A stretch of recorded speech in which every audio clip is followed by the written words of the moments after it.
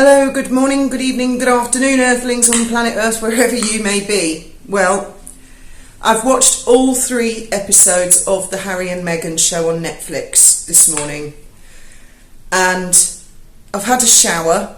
That's not to say I'm having to cleanse. I just thought, have a shower, calm down. There were no bombs in it so far. I rather suspected that would be the case, that they will build for next week. When they drop the Crown, they drop the whole lot in one go. I've actually not known Netflix to do it this way before. I did make notes as I was going through only the one time, because I'm not going to watch it again. But I will watch the 3 episodes next week, and I do believe that's where the bombs are going to be. They're building. This one was painting a picture. I've got to say straight off the bat, it was boring. Really, really boring. And certain parts, I'm actually going to make notes as I go along, because there are other things that that I'm going to, I've just remembered. I remember as I go along. In essence, the whole thing was a reinforcement of what I thought of her on the engagement interview. But more than that, it actually changed my opinion of Harry quite a lot.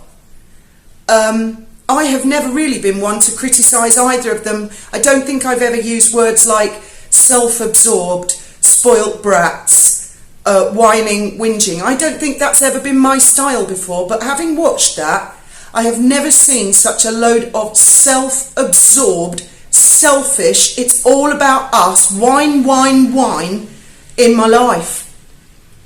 And another disclaimer I have to put at the beginning of this is, for anyone who's new to my channel, for those of you who've been with me for a while, you know that I didn't do very well at school. So anyone who's new to this channel, I may get things wrong. Double check everything I say. Don't just take my word for it, because I didn't do very well at school. And there is going to be a section of this video covering the Magna Carta, which I actually had to look up to get some details this morning. That's what an ignoramus I am. But even though I'm pretty stupid, well, I'm not stupid, but I'm very uneducated.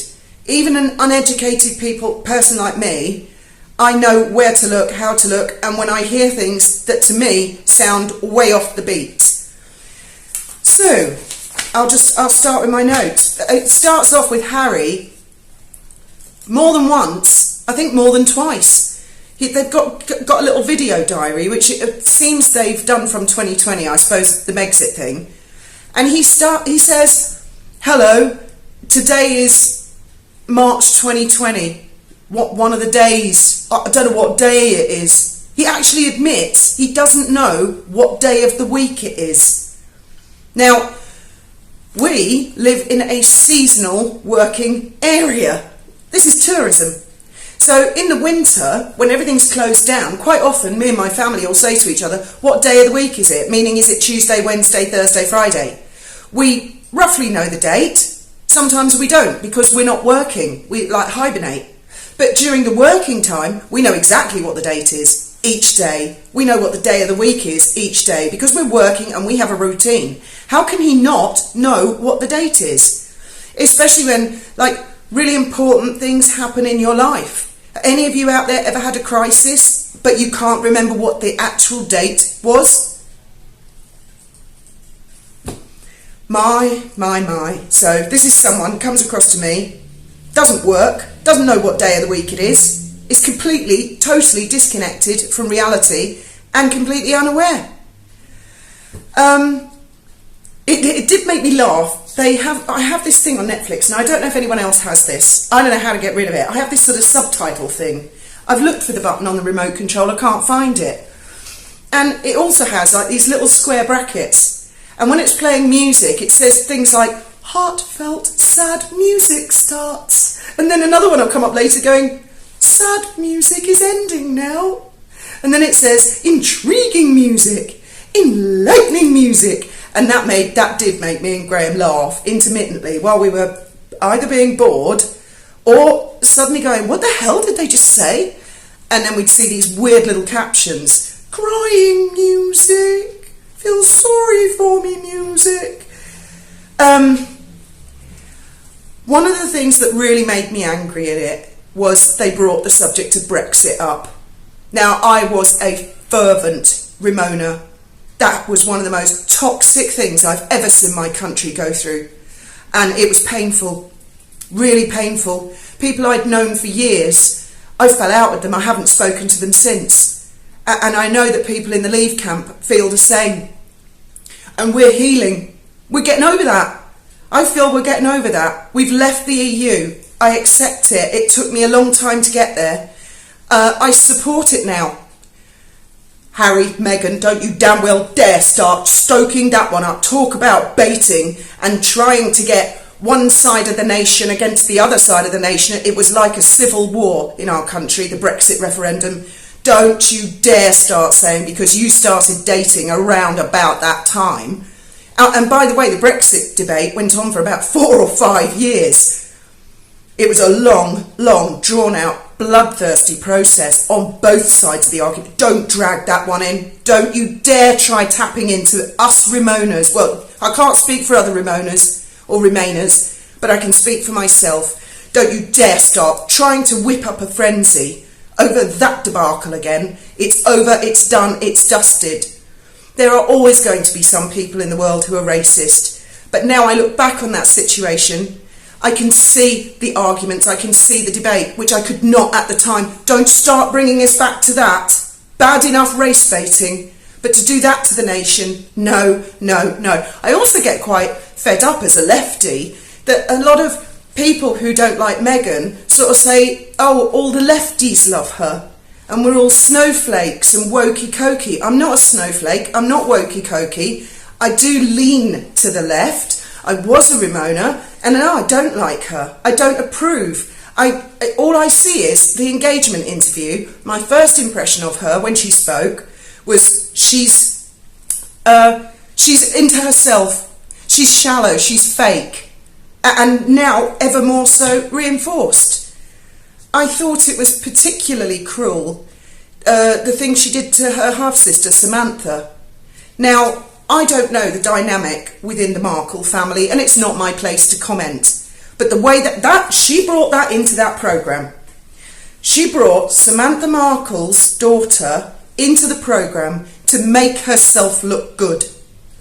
Oh, I reached out, I paid, I took her on holiday, I took her under my wing because I'm so lovely. That's how it came across, Meghan. And then explaining how you had to dust her and ice her because you couldn't invite her to the wedding and it was the big bad palace that said. So I thought that was particularly nasty. It's just more family dirty laundry, isn't it?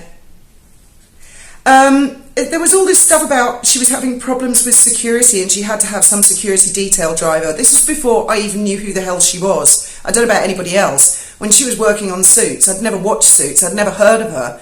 And this security guy went to great lengths to say they had to take different routes between her house and the studio. Well, if there's paparazzi, why wouldn't they just camp out at the house or at the studio? Why would they need to follow the route? The reason they were following Diana and Dodie the particular night is because they didn't know where they were going. They never really knew where she was going. Diana wasn't doing a 9-to-5 job at a studio. If she had have been, they'd have been camped out outside that studio and there'd have been another lot camped out outside where she lives. But they didn't know where she was going, they didn't know her schedule. So I don't understand, or perhaps he's been taken out of context. I would like to add another caveat to this. I was interviewed by ITV years ago and they interviewed me for over 7 hours. And I said a lot. But they only used 5 minutes eventually, and they chose the 5 minutes. So things can be cut. Samantha Markle's daughter, to me, looked like she'd been interviewed for a long time because she got kind of emotional a couple of times and looked to me like she was choking up. So you don't choke up if you're just interviewed for a couple of minutes, because I choked up, but they wore me down. Oh, well, they didn't wear me down. They were actually really lovely people who did the filming for the ITV programme on me. But as I was explaining my story, there was one moment where I broke down. Not completely, but, and oh boy, yeah, they used that bit. But it takes time. So that girl, that lady, I had been filmed, in my opinion, for many hours. Samantha Markle hasn't, they didn't even say we asked her for comment and she hasn't commented, or she has commented. She just was not given a right of reply whatsoever. That's, to me, that's just awful. That's terrible.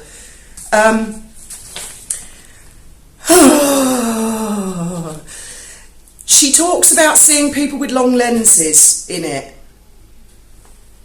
I find that hard to believe. I've had people with long lenses on me, and when I see the picture in the newspaper, I'm like, what? Where the hell were they when that was taken? I don't remember seeing anybody, and I was looking, you know, I was worried at that particular moment. If it's a long lens, how can you see them? I don't know. I mean, I'm not, it's not like I had loads of paparazzi following me, but I did have Daily Mail. You tell me, anyone out there with any experience of that? You tell me. The other thing is, right, and again, I've got to say, I'm an uneducated person, very uneducated, especially on slavery. I don't recall us even covering it in school. But they bring in these sort of experts intermittently who have very, very clearly come across as they've got agendas, even to someone as dense as me along those lines, saying everything's racist. Now, one guy, and forgive me, I can't remember his name, but he's an author. He said, and her lawyer, I think she's called Jenny Affia, again, if I've got the name wrong, I do apologise. They were both saying, you know, there was slavery, and then the UK abolished slavery, and then everything got better. And I thought, okay, so yeah, exactly, everything got better. So what's your argument? What's your point? And they sort of, the point seemed to fall flat, quite frankly.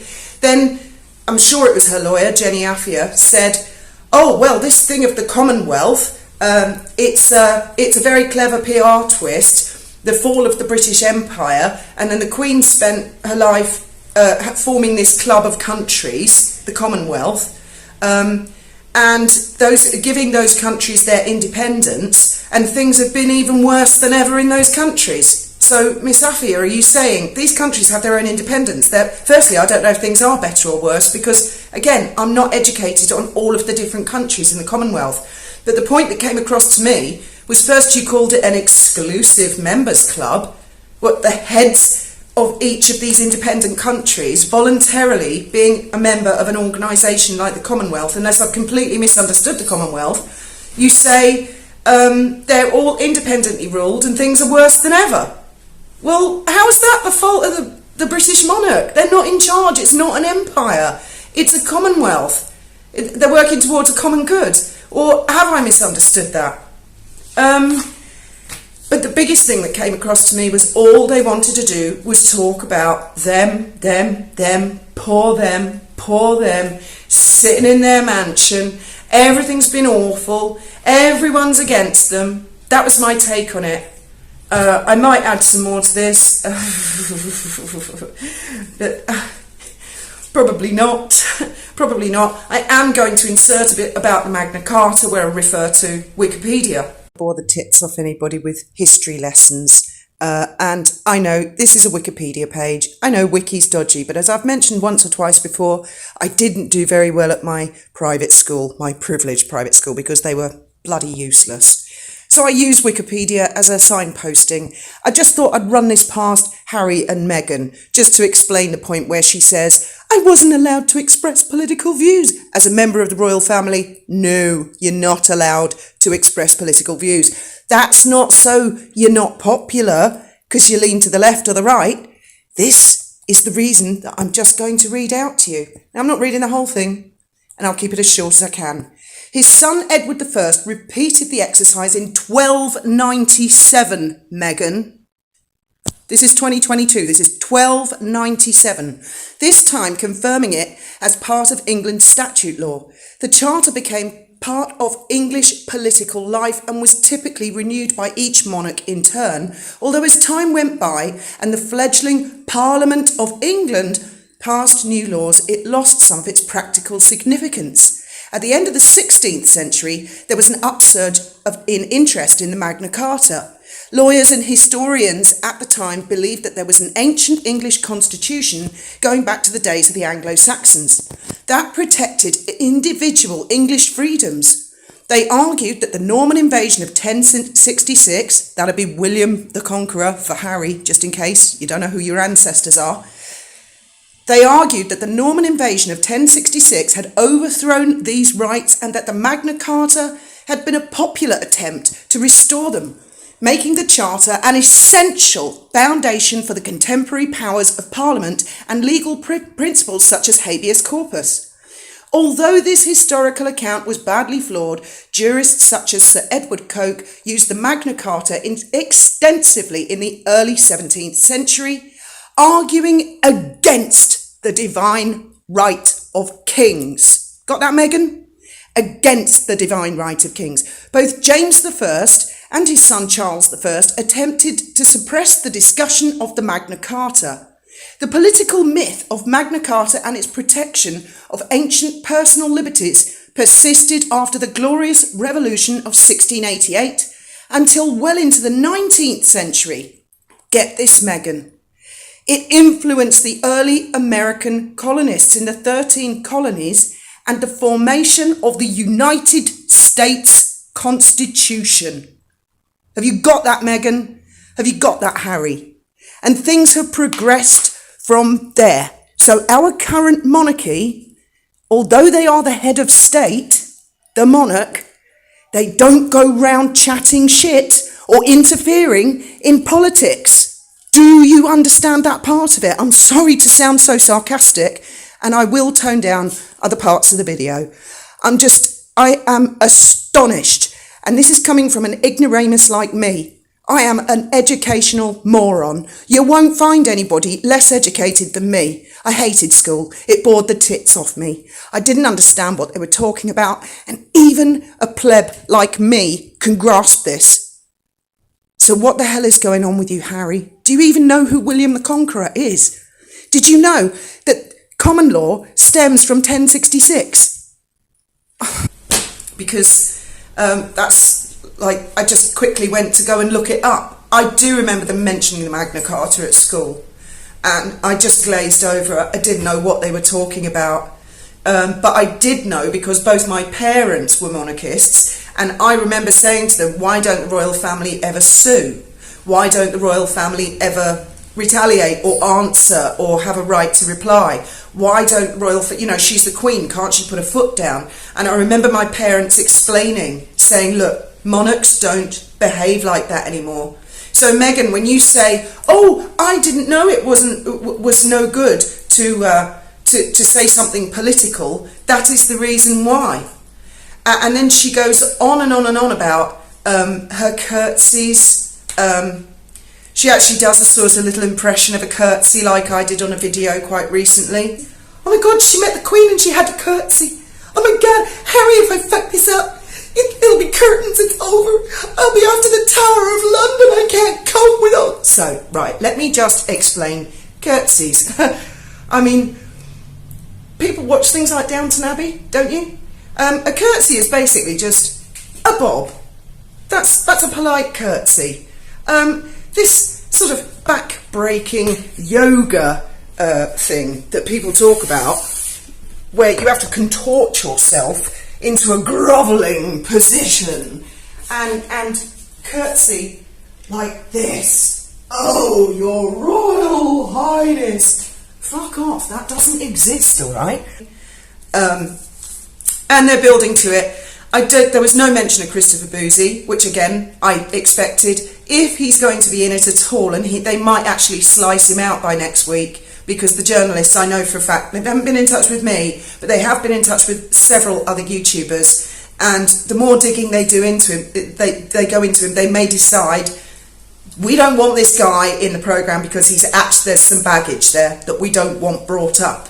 That's a possibility. But if he's going to be in it at all, it'll be next week, and then we will see. They showed up a load of flashes of tweets. Now, as you all know, I'm well known, I do not do Twitter.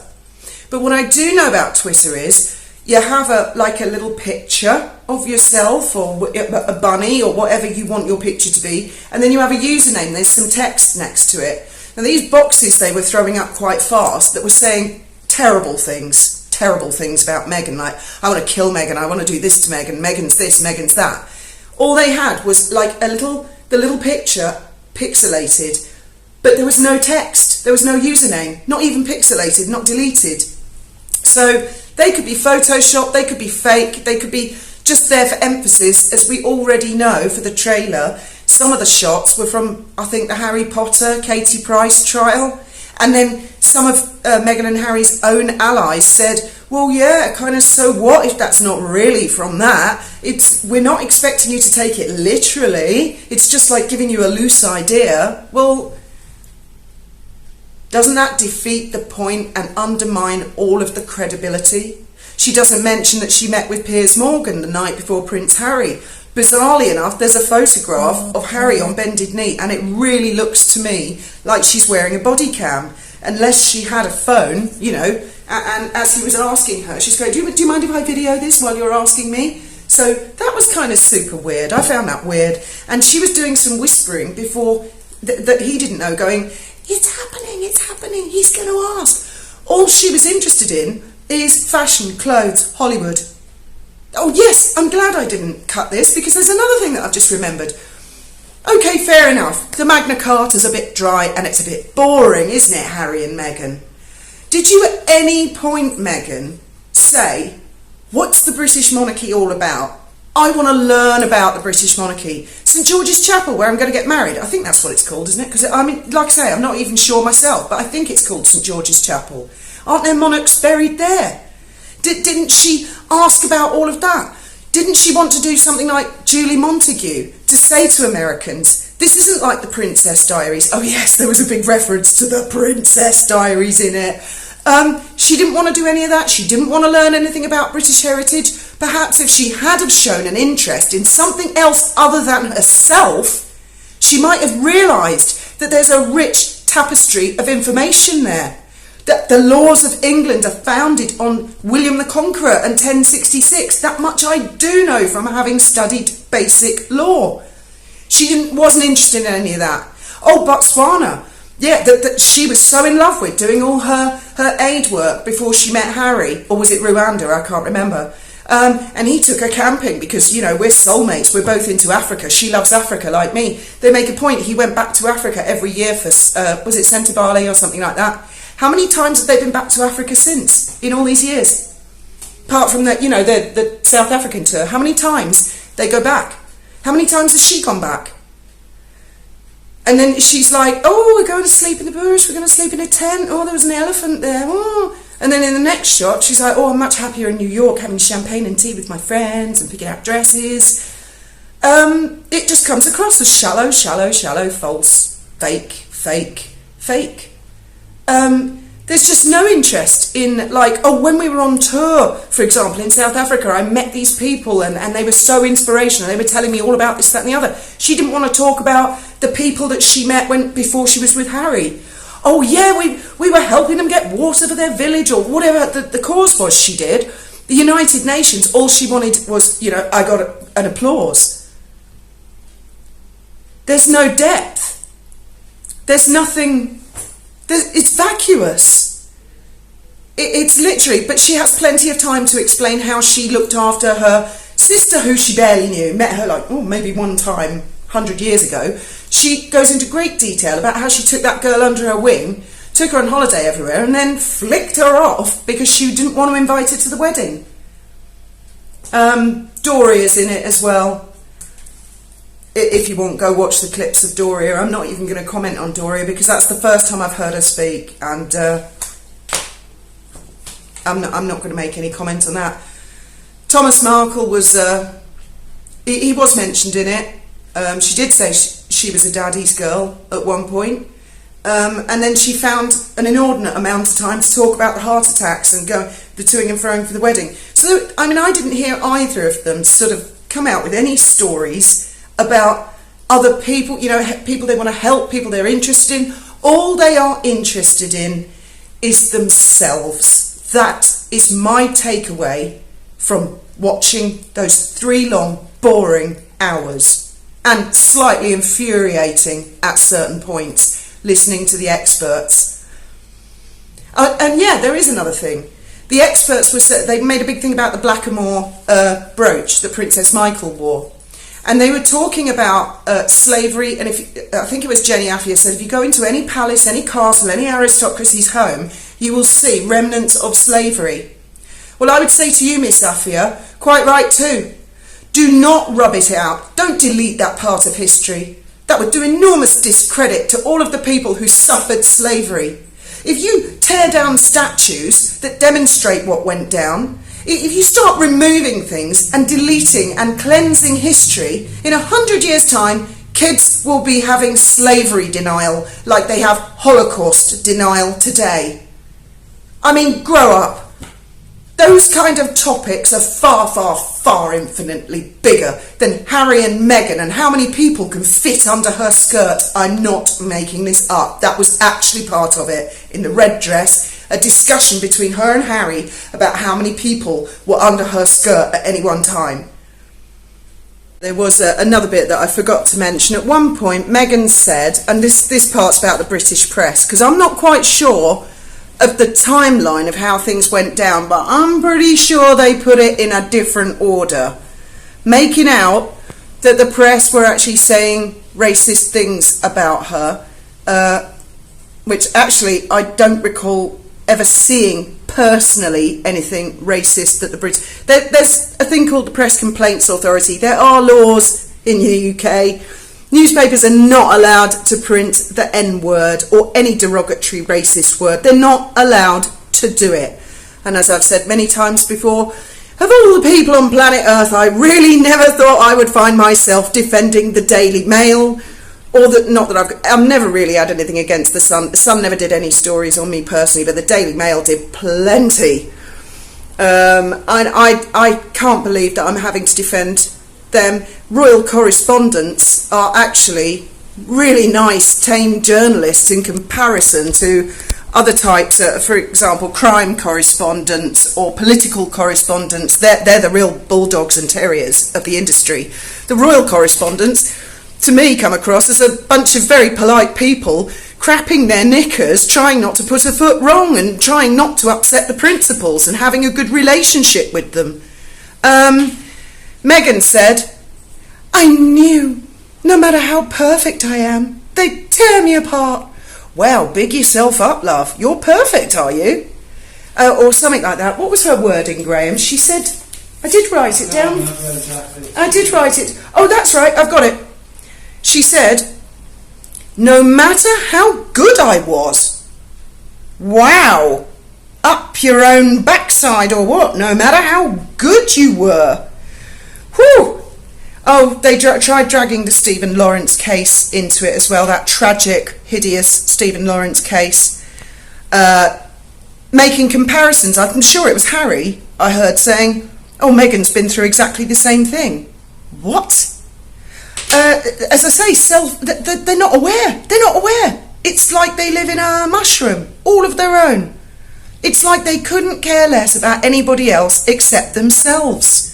Isn't that strange? And me, idiot, I've only really just woken up to that aspect of them today, having watched this. And I do recall when they were on one of their tours, I think it was South Africa, there was a royal correspondent, and I hope I've got her name right, called Rhiannon Mills. Now, Rhiannon comes across to me as a lovely lady. She is super polite. And I remember her asking Harry a question as they were getting in the car. I can't remember exactly what the question was, but it was something fairly harmless, like, how are you feeling today? And Harry said, and I do remember this, and I was shocked, he went, don't behave like that, Rhiannon. Really dead rude, dead arrogant. And I remember being shocked and thinking, what would your mother say? It's a whole load of 3 hours still processing in my head. But I think I have got everything. I think I've covered it all. That's the depth. They're both about as deep as a puddle, and I think I'll probably leave it there for now.